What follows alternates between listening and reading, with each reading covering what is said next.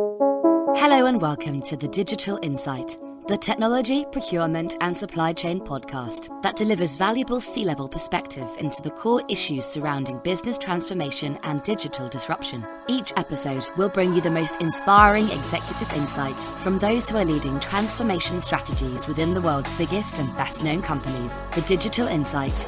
Disrupt, transform, evolve. Welcome to The Digital Insight, the official podcast series for CPO Strategy and Interface magazines. Today, I'm joined by Miles Schofield, Technical Solutions Engineer at Aopen. As a leading manufacturer of computing devices, including digital signage, Aopen's devices are ideal for analytics, surveillance, vending, machine vision, and much more. As I sit down with Miles, we explore Aopen's value proposition and the ever-shifting conversation and market surrounding edge computing, including the shift from one-time installation and high maintenance costs to Aopen's much more reliable and cost-effective solution. And we also look at how Aopen is bringing thermal imaging solutions into a newly emerging US market. So hi Miles, welcome to the show. Hi Dale, thanks for having me. So one of the things I obviously for our listeners' sake and for my own sake is to get to know you a little bit and understand, who are you and why are we talking to you today? So, as best as you can you give us a bit of an overview as to, your career, your experience, obviously particularly in the tech space, to where you are now, as you are with Aopen. Sure. So hello everyone, my name is Miles Schofield.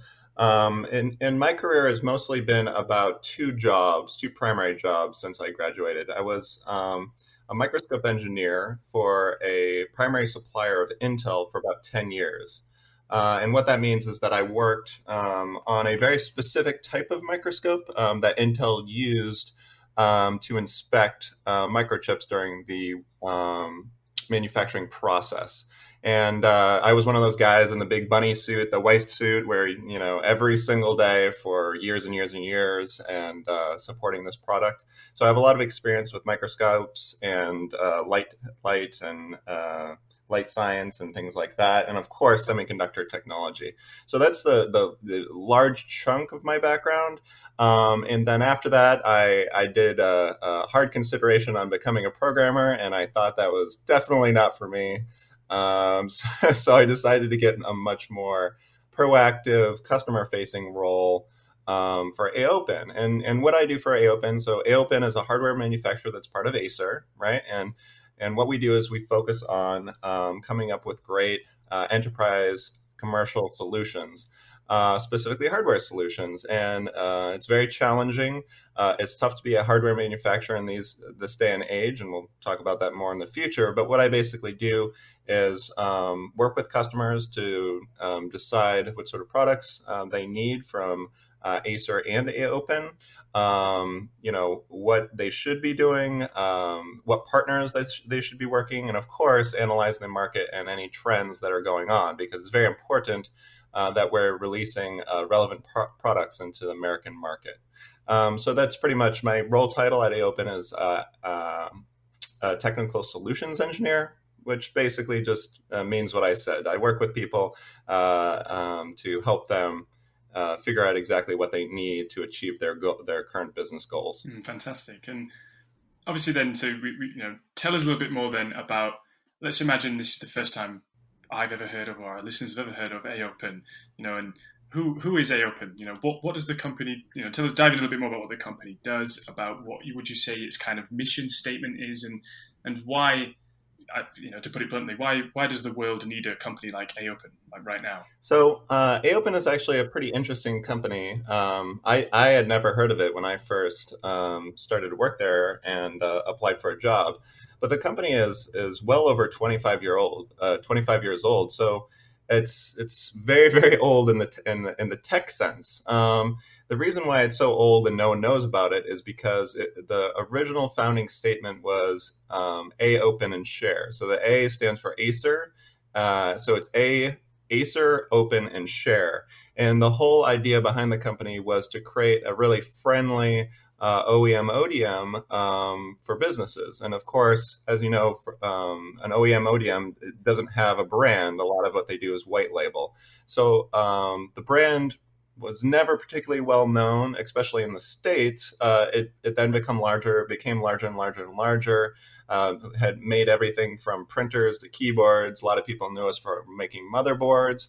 The claim to fame is really that Aopen pioneered this original small sort of mini ATX form factor PC that became so popular and has become sort of the predecessor of all the modern little mini PCs that you see out there on the market today.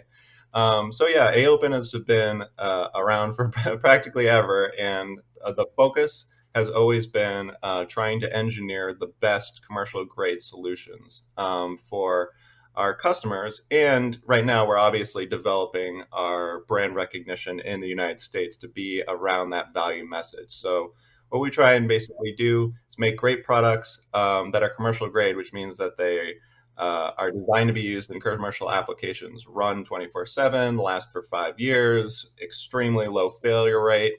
So much different than your iPad or your cell phone. And one thing you mentioned there then is products and the way that you work with customers. What is a typical Aopen customer? And I know that's a broad statement because when it comes to technology, when it comes to solutions and anything like that, no two customers are going to be the same. But how would you best sum up the type of business, the type of company that you're working with? So when it comes to commercial technology, when it comes to our customers and commercial quality hardware, the main sticking point is that it is a value product, right? You're buying something that's going to last longer, run better, and it costs more money up front and saves you money in the long run because you don't have to pay to fix it. It never breaks, et cetera, et cetera. And the majority of customers that we get are people who have lost millions and millions of dollars putting just trying to use just normal consumer products for use in enterprise business with upwards of 40 to 50% failure rate.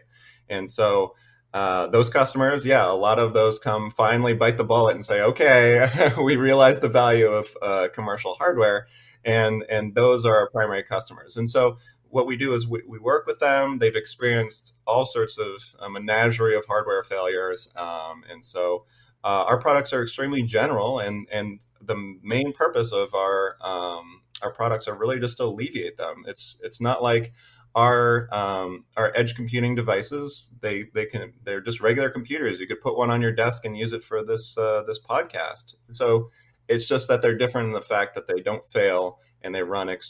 They're designed to run for 5 years straight instead of 7 hours a day, 6 days a week for maybe 2 years, right? Which is what a lot of consumer hardware is like. So that's a lot of our customers are sort of people coming over, and then a whole bunch of others that people just don't know about hardware. They want someone to talk to.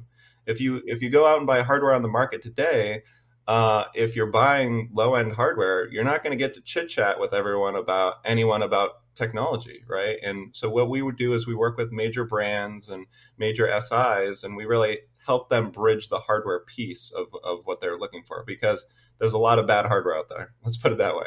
And you raised an interesting point there. You talked about like sometimes certain customers will come to you and they just perhaps don't know about certain hardware. There's gaps in their understanding or in their, I don't want to say knowledge, but like you say, there's a lot of solutions out there that they might just feel a little bit overwhelmed.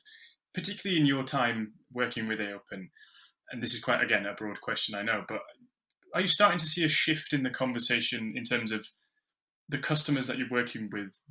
Say 3-4 years ago versus the ones of today are very different in terms of their understanding of the technology markets and the solutions, their technical skills. How have they changed, over the recent years? Well, the way that I look at it in terms of understanding is that understanding hardware and hardware requirements is like anything. It's a field, right? And if you're working with a brand and a customer, sometimes they're big enough to have guys or employees rather who do have that expertise in hardware. But the majority of my job is really explaining things to people who are just regular business people or regular IT guys or regular tech guys. They're CTOs, whatever. uh, they just want someone they can rely on, a company and a partner that they can rely on to answer questions for them about how this project's going to go. I mean, they're going to put 10, 50,000, maybe 100,000 of these devices out in the field at 20,000 locations, right? And they have to know what's going to break, why it's going to break, what pieces they need to fix it, how long everything's going to take to fix. And you just have to keep in mind that not everyone has the same expertise as you do. And so that's what I basically view my role as, is I've gained this expertise in this hardware, uh, so this hardware technology, and I'm basically trying to bridge the gap for a lot of our partners. Now, some partners they have hardware experts on staff, and they show up and know exactly what to ask me, and that's fine too. I answer those questions, but so I have to do both those things, sort of the training aspect and also the hard tech part of it. So let's focus then on one thing you've already mentioned, and I think I'm going to fall into that category what you've just said about somebody whose experience and their understanding of it is quite limited. Well, I try my best to stay in tune with this sort of thing, but you mentioned edge computing. Now, edge computing, I've had conversations with people who work in the tech space and people who don't, and that will come up in those conversations. And they're sort of, the way they talk about it is very different, where some people talk about it in the same sense of sort of like IoT or blockchain even, where it's almost some sort of just buzzword that they just throw out there to say, look, I know what I'm talking about, whereas others will turn around and say, I don't know what that is. And obviously it's a key part of what you do. It's a key part of obviously Aopen's value proposition. Tell me a little bit then about, again, broad question, I'm sorry, the current conversation surrounding edge computing and Aopen's sort of position on that. So the word edge computing, to me, and it is a horribly defined word. Like many tech things, as you mentioned, everyone's constantly inventing, new ways to speak about it, trying to mix it with, edge gateway, edge IoT, AIoT. They're always throwing new words about it and new definitions. Bottom line is that there's not a great definition. Lots of fields basically define edge computing as something that runs off of a single cell battery and can run for 2 months off of, a few milliamps, right? And then other people consider it, a 200 watt computer that sort of, or 2 to 800 watt computer that sort of sits on your desk and has an i7 in it. So the way that I like to define edge computing in today's world is basically servers versus non-server applications, right? So anything that everything's in a closet and you're accessing it remotely, either it's in a server closet or in the cloud, cloud processing resources. That's what I say is server or cloud technology. And then edge computing is any type of computing platform that you would use outside of that. So your laptop is technically an edge computing platform, your Alexa, your iPhone, because they all have processors in them, and they're all doing a computing load that's local to you. It's around you, quote unquote, on the edge, right? So the edge just basically, in my mind, refers to areas that are outside typical computing centers, such as like a server farm. And what about then? So you raised an interesting point there. You said that it's so ill-defined and that people are almost inventing on a daily basis new ways to sort of make it sound more complex or more attractive or different to what it is. With all of that in mind then, with all of these different definitions, like you said, you kind of have a clear understanding and a bottom line understanding of it. But what does that do in terms of creating, I don't want to say confusion, but when customers come to Aopen, do they come with these kind of ill-defined expectations as to what edge computing is, and how does that influence and make it more challenging to try and have the conversation as to what value it can bring to them, because they, quite frankly, don't have the right understanding of it, so to speak. Right. So the major gaps in terms of people's expectations of edge computing are the three primary challenges of edge computing, right? So if many companies are at this day and age and are extremely focused on making technology specifically for the cloud, right? and utilizing cloud resources to deliver applications to edge computing. So for instance, on your cell phone, you can run all sorts of applications. You can surf the web, you can use Netflix, et cetera, et cetera. So that's a large majority of the market sort of views edge computing as everyone will just have one extremely powerful cell phone, and that will be your only computing device, right? And that's a fine business plan for a lot of people, is to try and focus on that type of platform for mobility. It's the issue becomes when those type of companies try and address other types of edge computing platforms, such as the distributed ones that Aopen specializes in. So what the difference between trying to implement, make a software business that's focused on developing cloud-based technology for laptops and cell phones is that you really don't care who or what the user is running it on, right? It's going to run in a web browser. And if there's ever an issue with the hardware, then the user is going to fix it because they're going to want their own laptop and their cell phone to work, right? So they're going to take care of it for you. So that type of software engagement from a business standpoint is very easy. However, this is where the real challenge comes in. Now, if we want to deploy something to a customer that they can't just replace and take to a store and restart like all those things I mentioned. So let's say we want to make a smart stove, which is pretty typical thing that a lot of, the world of IoT,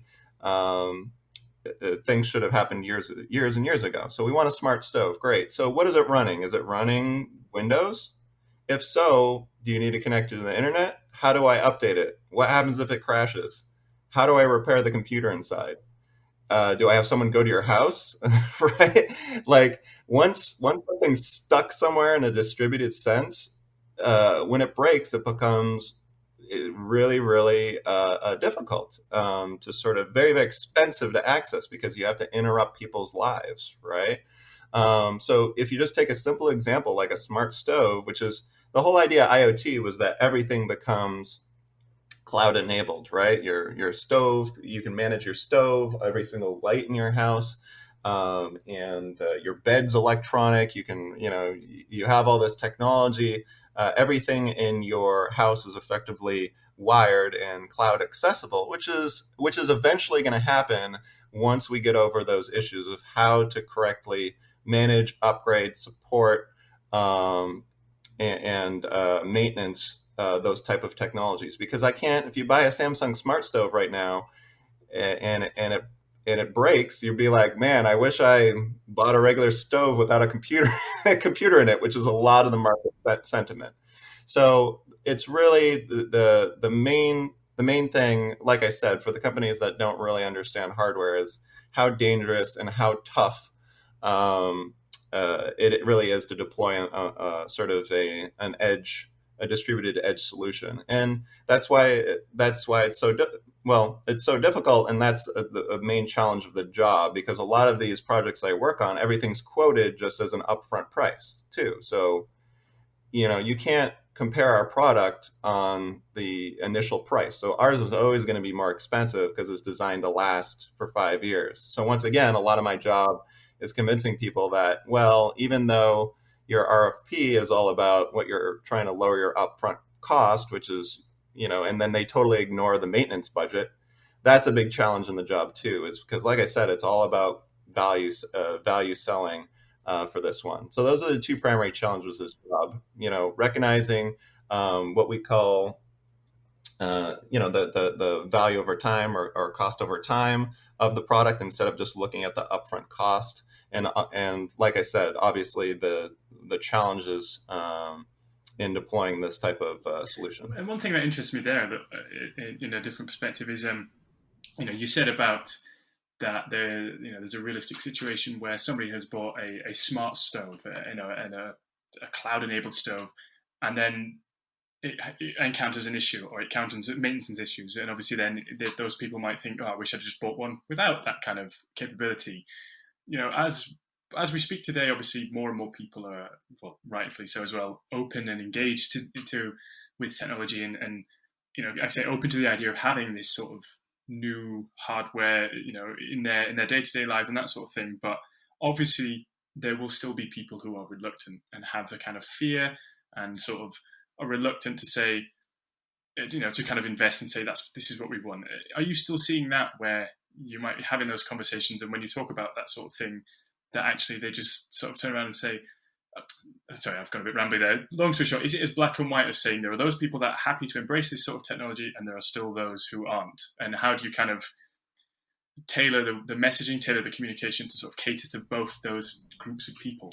Yeah, and just in terms of the general market, I mean, your customers are always going to be split down the middle. You're going to have people like my dad who would never buy anything with a computer in it, right?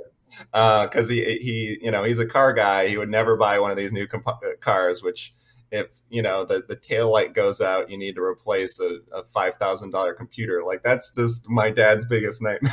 There is, like, he absolutely hates when technology is there to make the product sort of way more expensive. And it can happen on the mechanical side too, right? There's a lot of things that high-end vehicles do that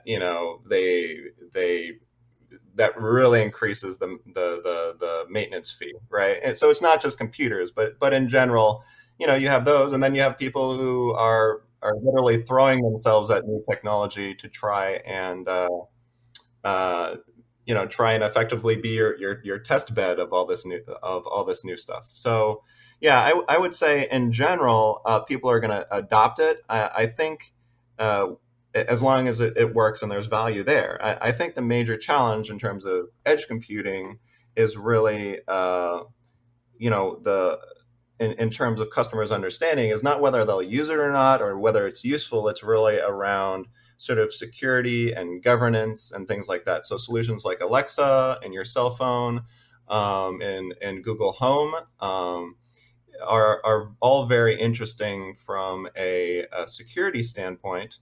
Ring doorbells, of course, was another one, because Ring doorbell is the IoT device, right? It's a cloud-based camera that you put on your front door. It allows you to see who's on your front door. Amazon bought them out and partnered with police stations, so now police can now view the outside of your home whenever they want, right? They do technically have to have some reason to be accessing your camera.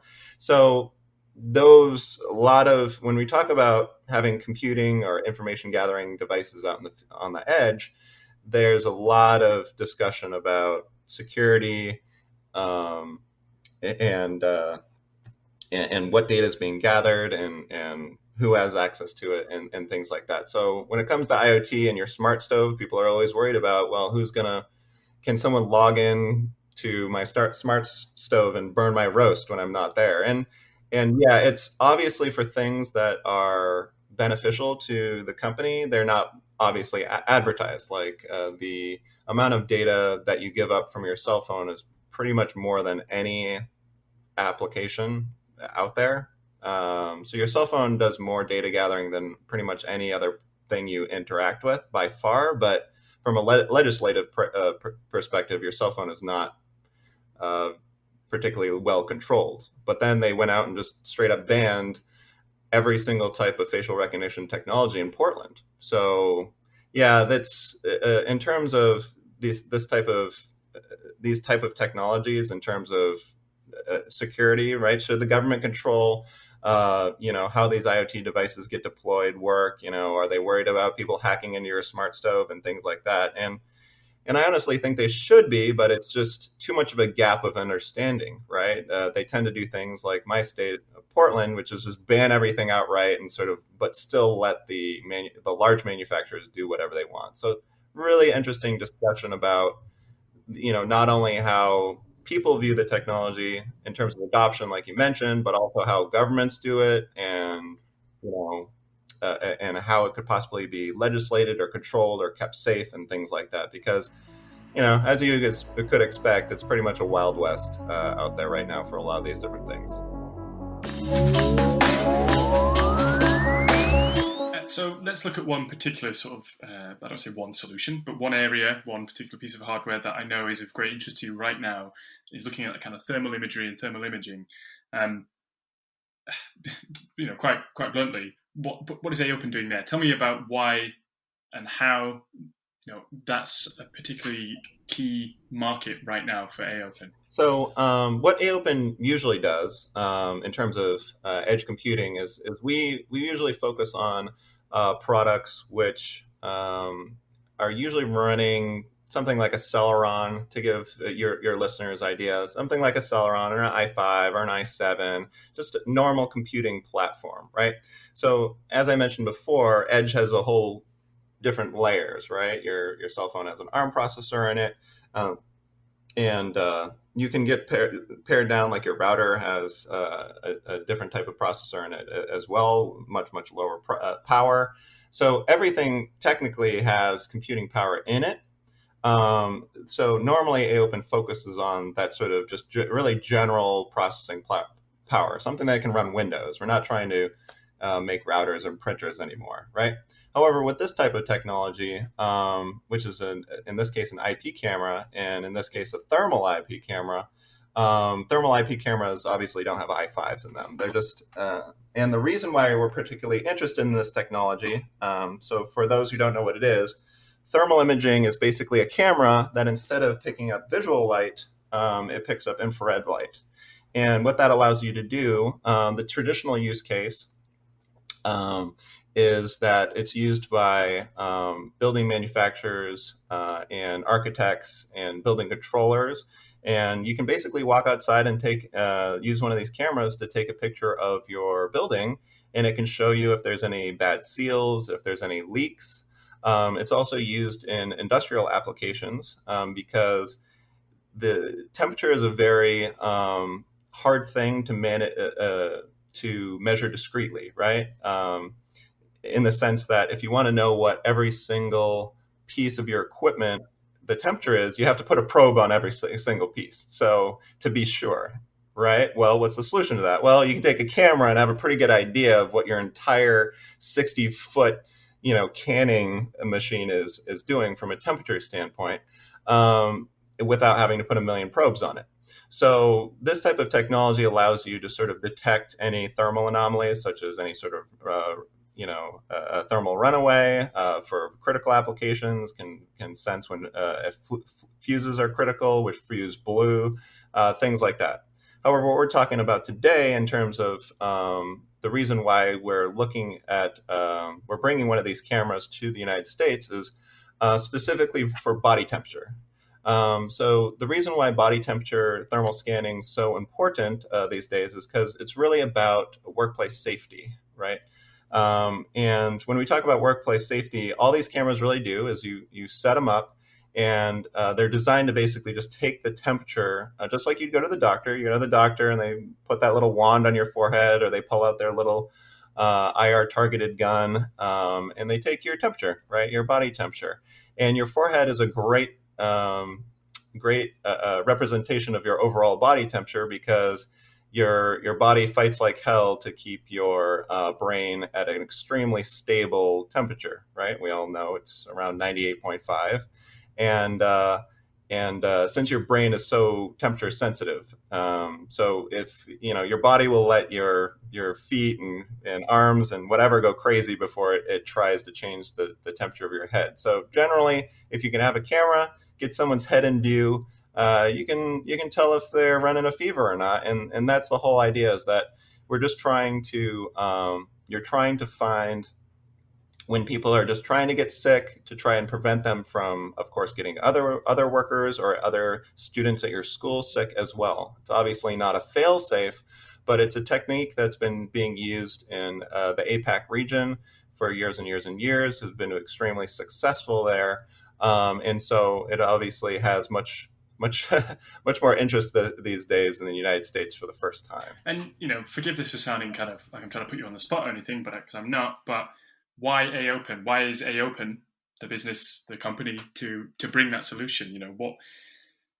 This is an opportunity to kind of almost sell the company in a way. But why is Aopen, and how is Aopen planning to do that in a way that perhaps other companies are not able to? So you know, given the U.S. market this year, it's obviously been crazy in terms of market needs, and not everyone has been prepared for that in good and bad ways. For instance, Zoom become massively popular, and then suddenly it needed a rush to fix all sorts of security flaws. So the sort of rush to meet new market demands has been sort of obviously prevalent this year in the United States.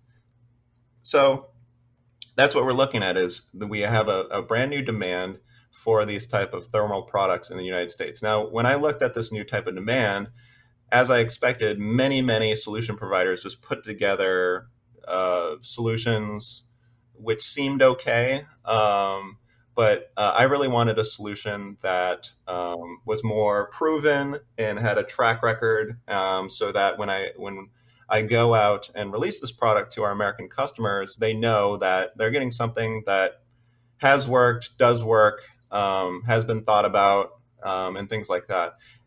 So the product that we're introducing is called Aopen Heat Finder, and it's been used at over 1,000 sites, schools, offices, warehouses in Taiwan.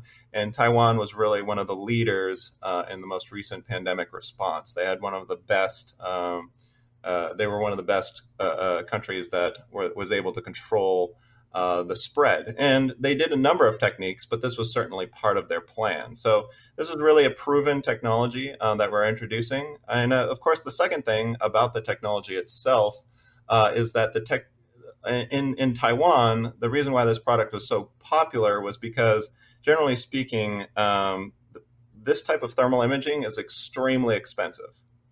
And the reason is just because market demand. Like I mentioned, the primary use cases in other parts of the world are, controlling industrial applications and building monitoring. So it's not like everyone is buying these things. So they're still high-end thermal cameras are still, $10,000 to $50,000, right? And so a lot of people do use those cameras in Taiwan.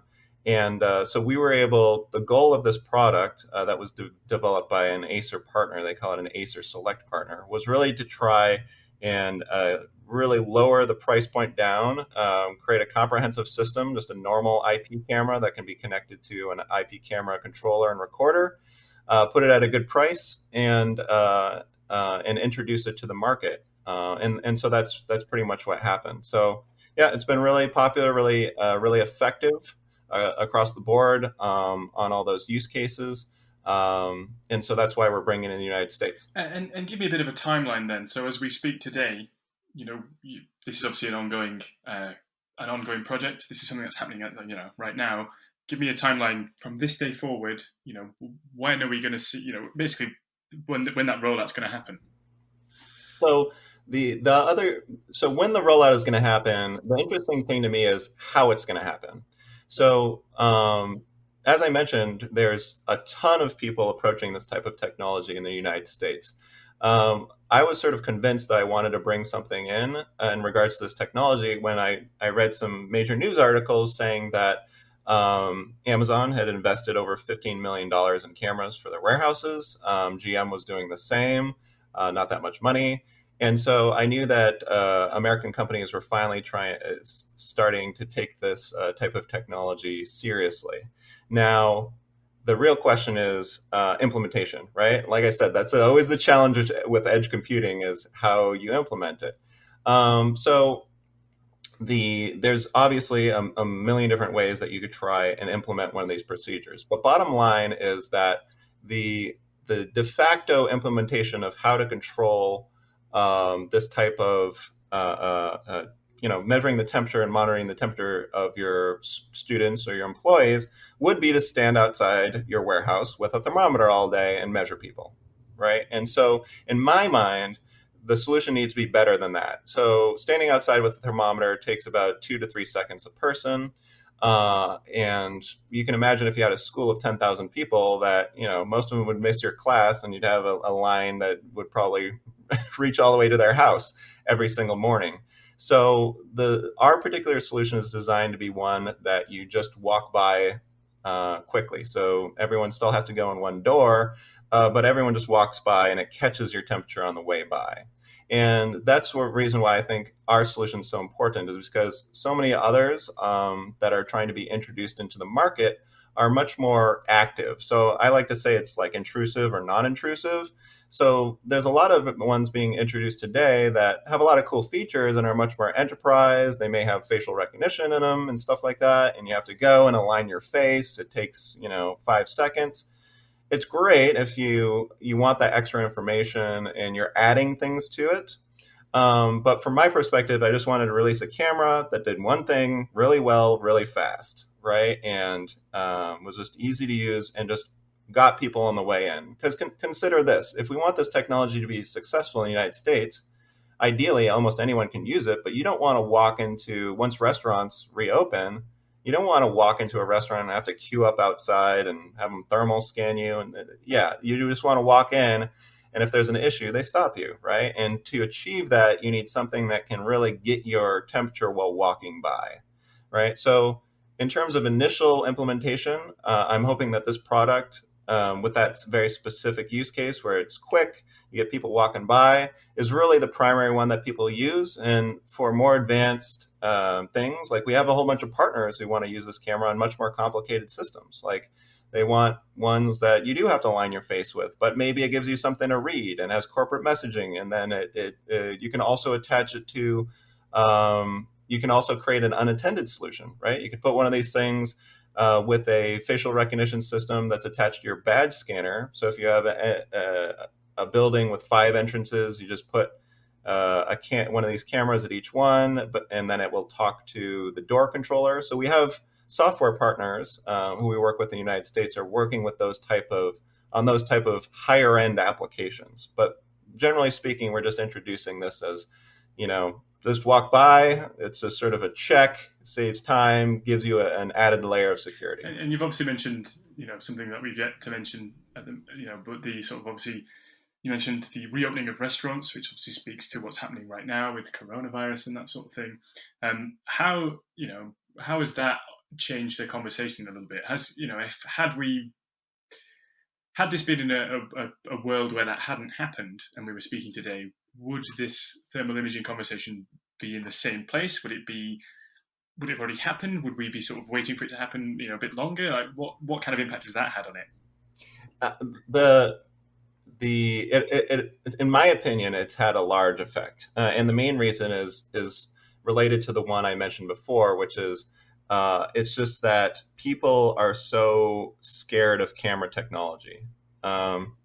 So the issue with it is it's another camera system. So who's managing it? What is it doing? It obviously sees your face, and sees people, and like I said, that's one of these type of technologies are one of the most poorly understood and most poorly legislated, right? And so the adoption, I think, wasn't there because two primary factors. Number one, it's another edge solution that's tough to manage. So where exactly is the ROI? Of course, ROI is protecting your employees and your customers.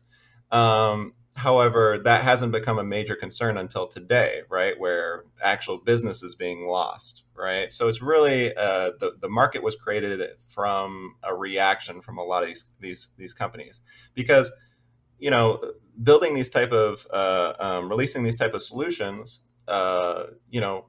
poses a major risk across the board in the United States, just because people are so scared of and sensitive about camera technology.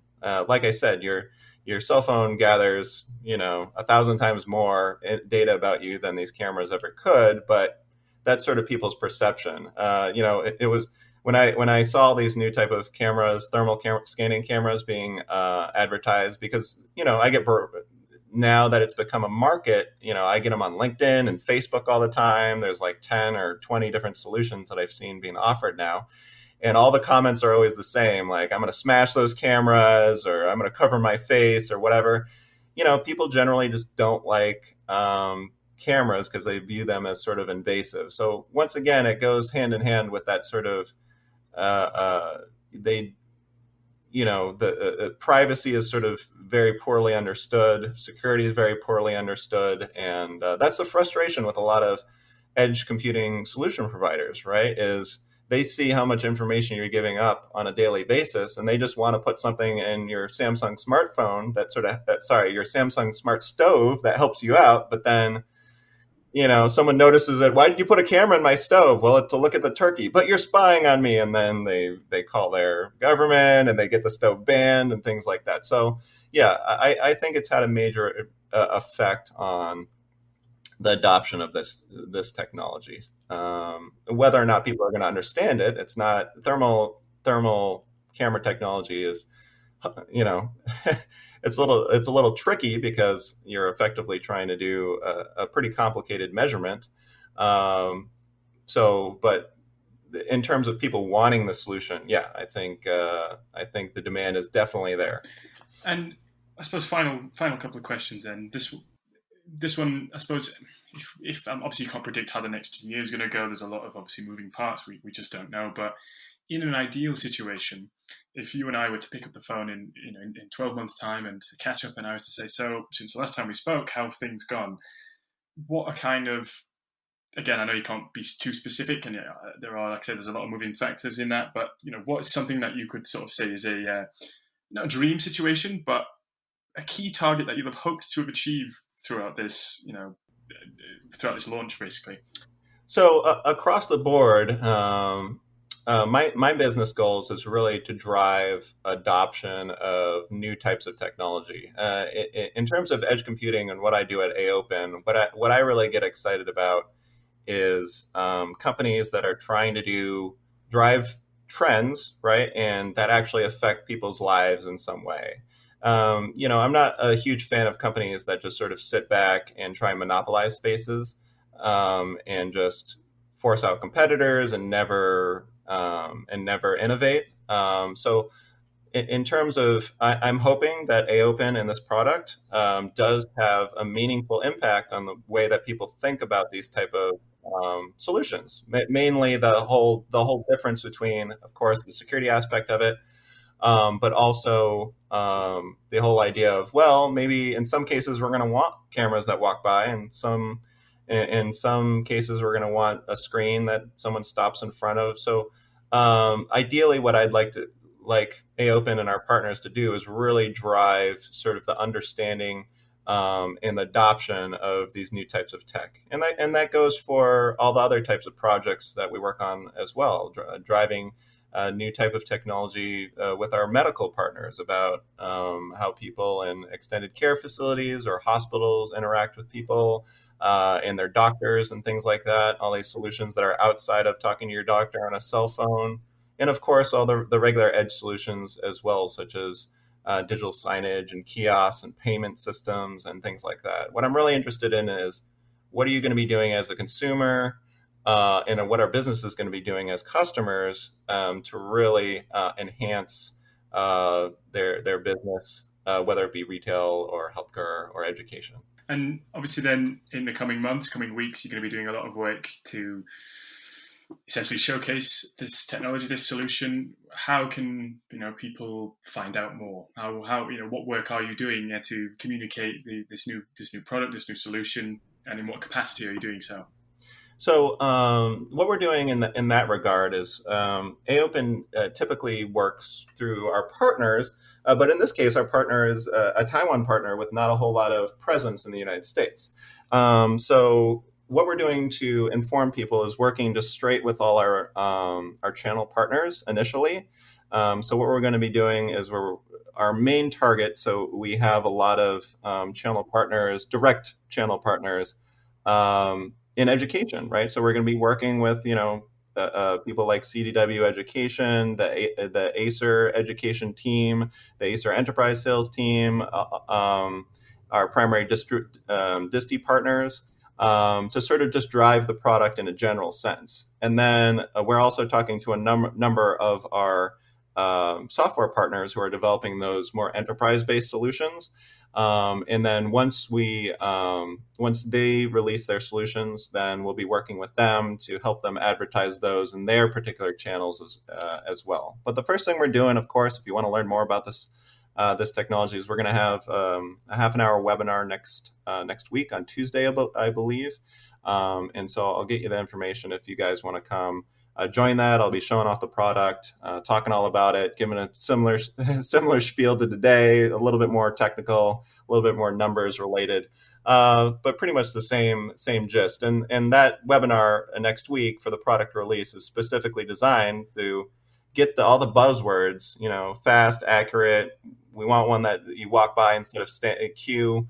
Those sort of things, you have to get those in your channel sales partners' heads because they're your sales team. You got to make it really clear why they're selling this product and who they're selling it to. So a lot of our channel partners are going to be joining that webinar next week to really get the same information you're getting today.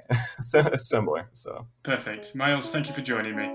Thank you for listening to the Digital Insight Podcast in association with the Interface.net and CPOstrategy.com. The Digital Insight is brought to you by B2E Media Limited. We hope you enjoyed this episode. Please remember to subscribe, rate and review. And don't forget to check out our podcast archive at www.b2e-media.com/The Digital Insight.